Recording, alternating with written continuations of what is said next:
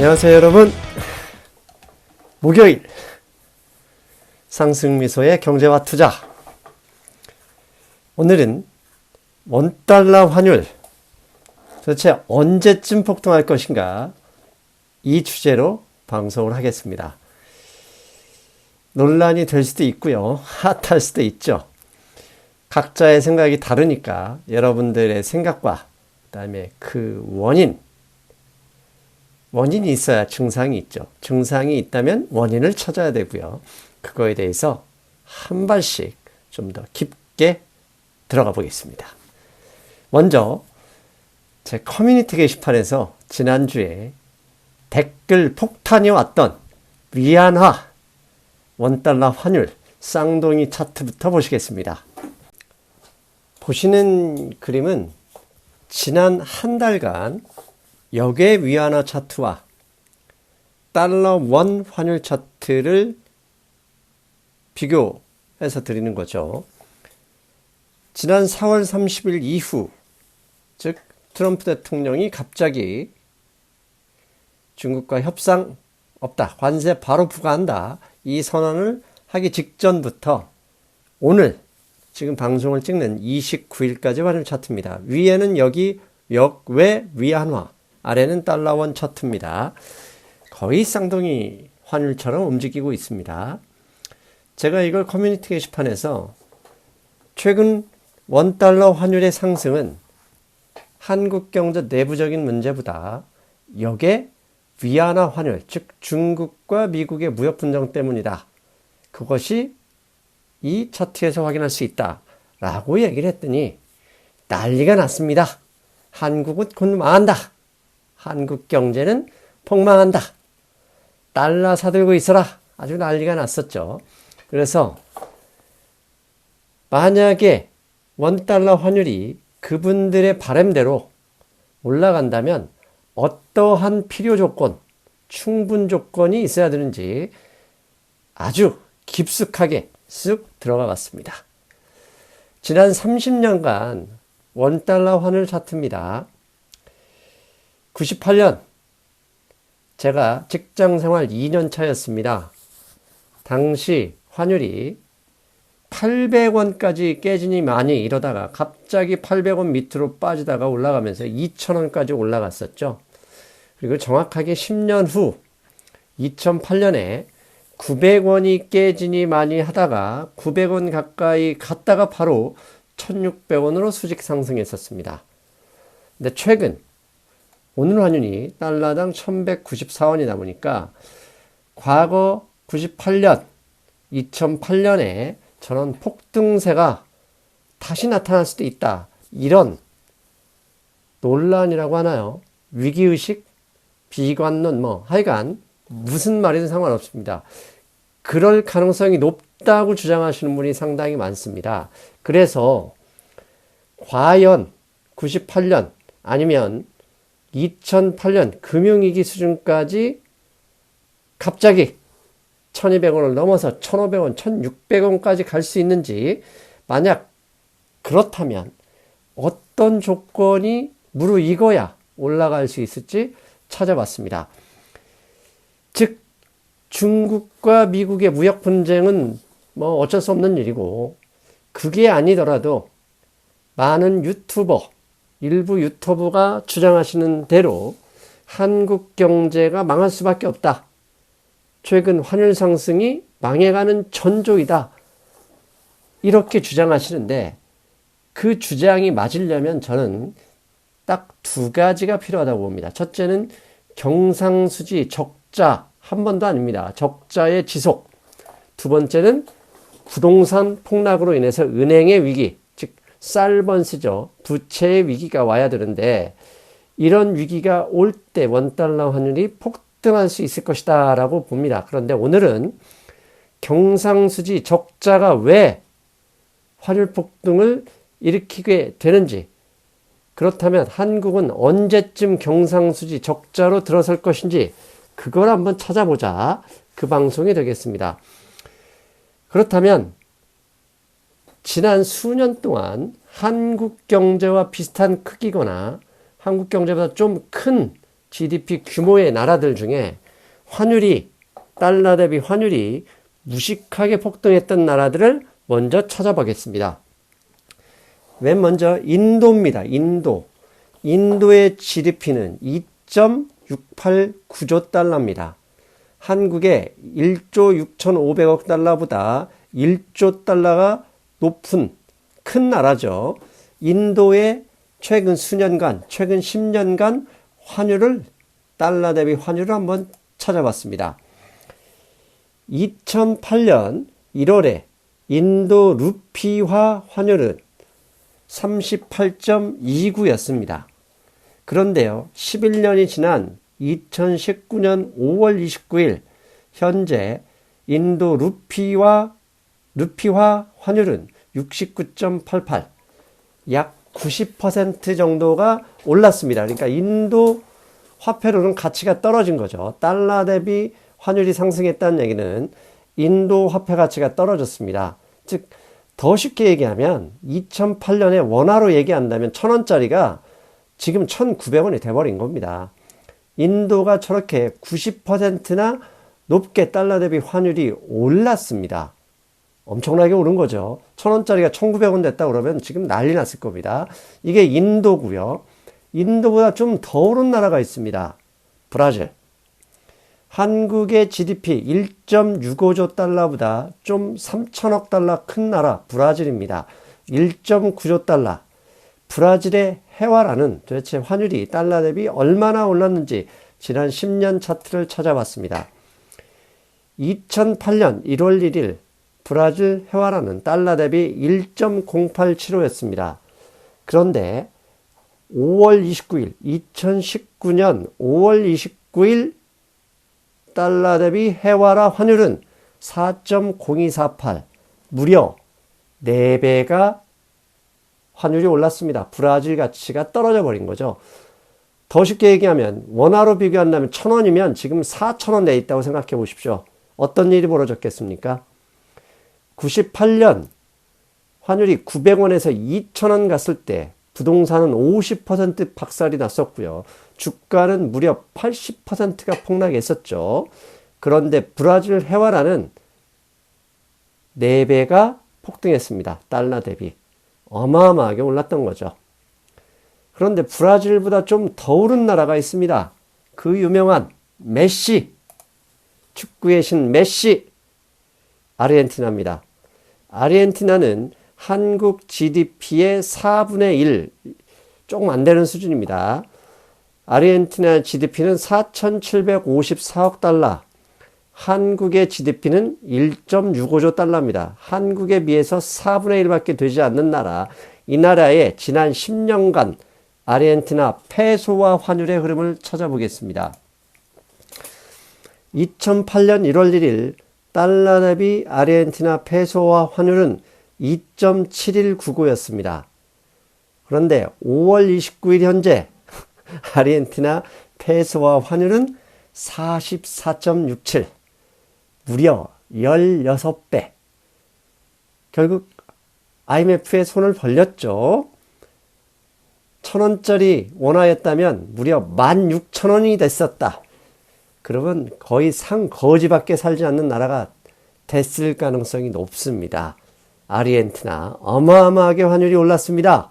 한국의 IMF 달랑 2배 가까이, 2배 좀 더 맞는데 그 많은 사람이 잘렸는데 아르헨티나는 지금 경제가 거의 아수라장이라 보셔도 되겠습니다. 자, 그렇다면 앞에 3개국 인디아, 브라질, 아르헨티나 이머징 국가 중에 그나마 한국 경제와 규모가 비슷하거나 좀 작은 이 세 나라가 왜 저렇게 환율이 폭등했는지 여러 가지 요인이 있겠지만 대표적으로 제가 주장하는 경상수지 적자인지 흑자인지 3개국을 살펴봤습니다. 먼저 인도 루피아 환율을 보겠습니다. 인도의 경상수지 적자는요, 2009년부터 2018년까지 약 10년 넘게 지속적으로 GDP 대비 상당한 수준의 적자를 보이고 있습니다. 본격적으로 적자가 시작된 건 2009년부터인데요. 아래 그림 환율에서 보시지 인도의 루피아 환율은 2008년부터 본격적으로 오르기 시작했습니다. 그래서 어느새 앞에서 말씀드린 것처럼 2배 가까이 90%가 절하된 거죠. 즉 인도의 환율이 저렇게 폭등한 이유는 결국은 경상수지 적자 때문이고, 이 경상수지 적자가 지난 10년 넘게 누적돼 왔기 때문에 상당히 많이 오른 것이다, 이렇게 말씀드릴 수 있겠습니다. 두 번째 국가 브라질입니다. 브라질 해와라. 브라질 해와라도 2009년 이후 브라질 국가의 경상수지 적자와 함께 본격적으로 올라가기 시작했습니다. 다행히 브라질은 2014년 고점 대비 고점을 찍고 경상수지 적자가 고점을 찍고 2017년까지 줄어들었다가 작년에 다시 GDP 대비 늘어났습니다. 아래 보시는 것처럼 브라질 해와라 환율도 2014년 15년까지 지속적으로 올라가다고요.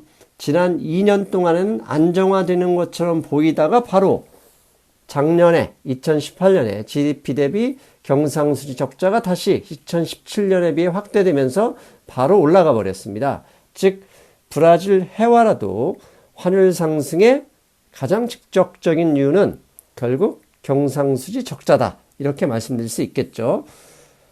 그 다음에 앞에서 말씀드렸던 우리의 대표 환율 상승국 아르헨티나입니다. 아르헨티나는 2009년까지는 경상수지 흑자국이었습니다. 그런데 2010년부터 경상수지 적자가 조금씩 늘어나더니 2014년 15년 이후에 본격적으로 경상수지가 확대됐고요. 적자가 작년에는 무려 GDP 대비 5.4% 상당히 많이 확대됐습니다. 아래 그림 아르헨티나 페소화 환율도 과거 2010년 12년에는 안정적이었죠. 그러다가 위에 적자가 확대되는 2013년부터 본격적으로 환율이 그러니까 올라갔고요.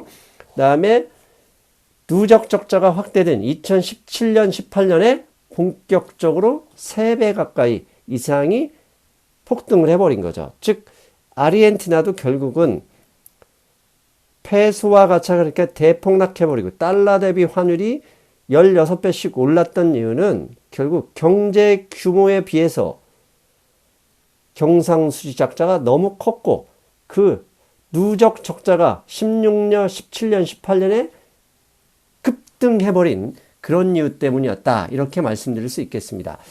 자, 여기까지만 보시더라도 결국 이머징 환율, 달러 대비 이머징 환율은 결국 경상수지 적자가 한 번이 아니라 저렇게 오랜 기간 동안 누적되고 누적되는 폭이 확대될 때 환율이 폭등한다는 사실을 알 수 있죠.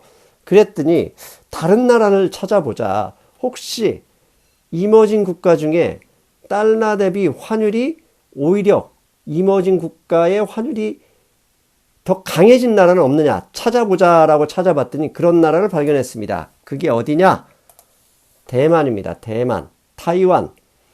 대만의 GDP는 6,026억 달러, 한국의 3분의 1 수준보다 좀 크죠. 이 대만이라는 나라는 미국 달러와 대비 오히려 환율이 더 강세를 지난 10년간 보여줬습니다. 도대체 무슨 이유 때문인지, 대만이 어떻게 10년 동안 미국 달러와 대비 환율이 강세를 보일 수 있었는지 그걸 한번 추적해 봤습니다. 위에는요, 그림이 2개 있죠. 위에는 타이완, 대만의 경상수지 지난 20년 그림입니다. 아래는 타이완 달러 환율 지난 20년 환율입니다. 자, 위에부터 보겠습니다. 99년 타이완 경상수지 흑자 금액은 바닥을 쳤고요. 99년 이후에 타이완은 경상수지 금액이 중간중간에 잠깐 줄어들긴 했어서 지속적으로 우상향을 했습니다. 그러다가 중국 무역 분쟁이 시작된 이후에 중국과 타이완 관계가 있기 때문에 조금씩 줄어들었죠. 그리고 밑에 달러 대비 타이완의 타이완도 화폐 단위가 달러입니다. 보시면 98년 34 했던 이 타이완 달러가 20년이 지난 오늘 5월 29일, 2019년 5월 29일 현재 31.6이 됐습니다. 자, 앞에서 봤던 나라들하고 완전히 다릅니다. 타이완은 지난 20년간 환율이 계속 달러 대비 강세를 유지해 왔다가 지난 2년 동안 29 바닥을 찍고 30일까지 올라왔습니다. 왜? 중국과의 무역 분쟁과 타이완이 관련될 수밖에 없었고, 지난 2년간 위에 경상수지 흑자를 보시더라도 조금씩 줄어들었기 때문입니다. 아무튼 지난 20년 대비 99년 대비 타이완의 달러는 US 달러보다 강세를 보였고, 그 핵심적인 이유는 위의 그림 경상수지 흑자를 지난 20년 넘게 타이완은 기록했기 때문입니다.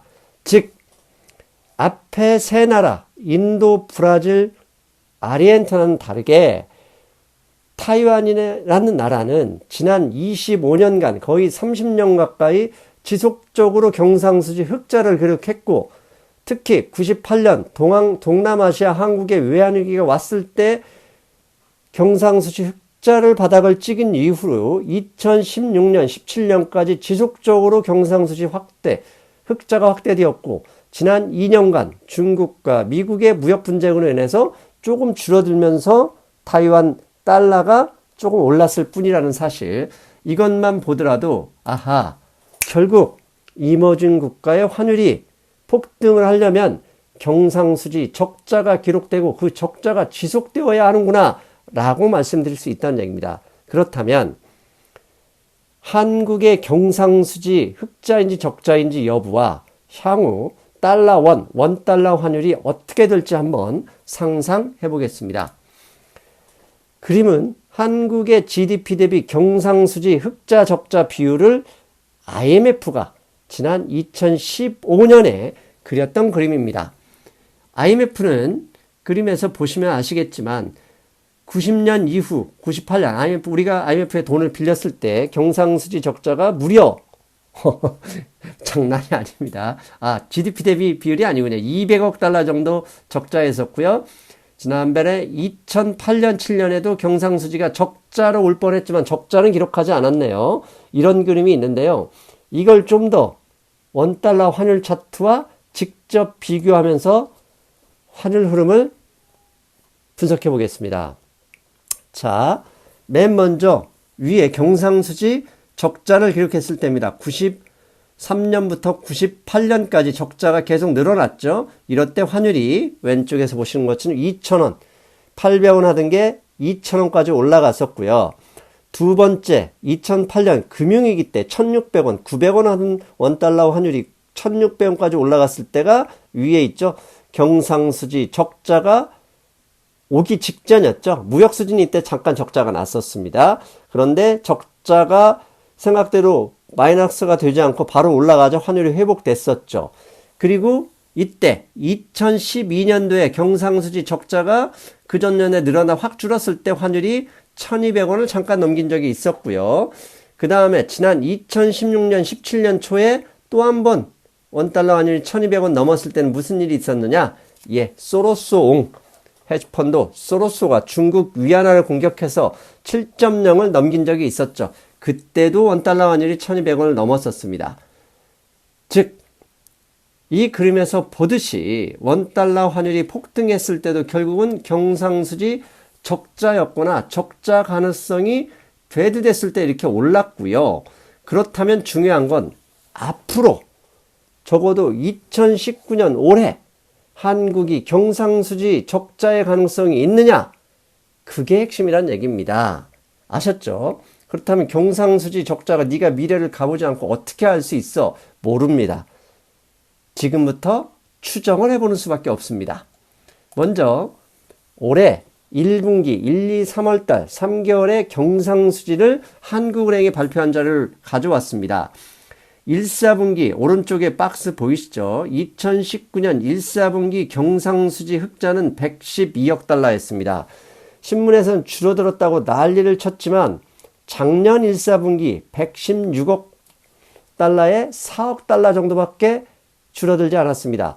즉 아직 1사분기만 봐도 한국 경제 경상수지 흑자는 탄탄하다는 얘기입니다. 그런데 4월 달에 제 방송에서 여러 번 말씀을 드렸죠. 4월 달에 무역수지 흑자가 42억 달러 정도 났고요. 그런데 배당금 수지, 전년도 배당금으로 유출했던 돈이 60억 달러다. 그래서 4월 달에 경상수지 적자 가능성이 높다. 이런 신문 기사가 계속 나왔습니다. 아직까지 결과는 발표되지 않았습니다. 그런데 저는 이런 말씀 드렸죠. 혹시 경상수지 적자가 난다 하더라도 배당금은 1년에 한 번밖에 나가지 않는다. 즉 무역수지 흑자의 탄탄한 예상되는 탄탄함이라면 올해 내에 혹시 4월 달에 경상수지 적자가 발표된다 하더라도 한 번에 그칠 가능성이 높다. 그렇기 때문에 저는 1200원을 고점으로 본다. 이렇게 말씀드렸죠. 저는 계속 그 뷰를 유지합니다. 그렇다면 이제 중요한 것, 도대체 한국에 경상수지 적자가 난다면 도대체 어떤 일이 발생할 때 한국 경제의 경상수지가 적자로 지속적으로 할 수 있을 것인가, 그걸 찾아봐야죠. 저는 크게 두 가지로 봅니다. 첫째는 중국이 D램, 한국의 절대적인 경쟁력을 갖고 있는 메모리 반도체 D램을 양산하는 기술력이 확증이 될 때, 기술력이 증명이 될 때 저는 본격적으로 원달러 환율이 폭등할 가능성이 높다, 이렇게 보고요. 두 번째 요인, 미중 무역 분쟁의 장기화. 이것은 장기화된다 하더라도 한국 무역 흑자의 가능성이 높기 때문에 단순히 기술적인 상승 요인으로 본다, 이렇게 말씀드리겠습니다. 그렇다면 중국의 D램 양산 능력이 언제쯤 올 것인지, 올 수 있는지를 살펴봐야 되겠습니다. 그렇다면 왜 제가 D램을 언급했는지, 한국의 전체 무역 수출 금액 중에 반도체 D램이 차지하는 것은 오른쪽 전체 금액이 21%입니다. 2018년 기준으로 841억 달러가 반도체를 수출한 무역 금액인데요. 저 금액의 40%가 중국에 수출되고 있습니다. 만약에 저렇게 큰 비중을 차지하는 중국이 본격적으로 메모리 반도체를 양산해버린다. 그러면 한국은 상당히 위기를 겪을 수밖에 없다. 이렇게 말씀드릴 수 있겠죠. 그렇다면 중국의 D램 경쟁력이 도대체 얼마나 될까? 여러분들 아시는 분들, 삼성전자든 외국계 반도체 업자든 외국계 잘 나가는 컨설팅 업체를 누구한테 물어봐도 똑같은 얘기합니다. 5년 이내에 중국의 D램 경쟁력은 한국을 따라잡기 힘들 것이다.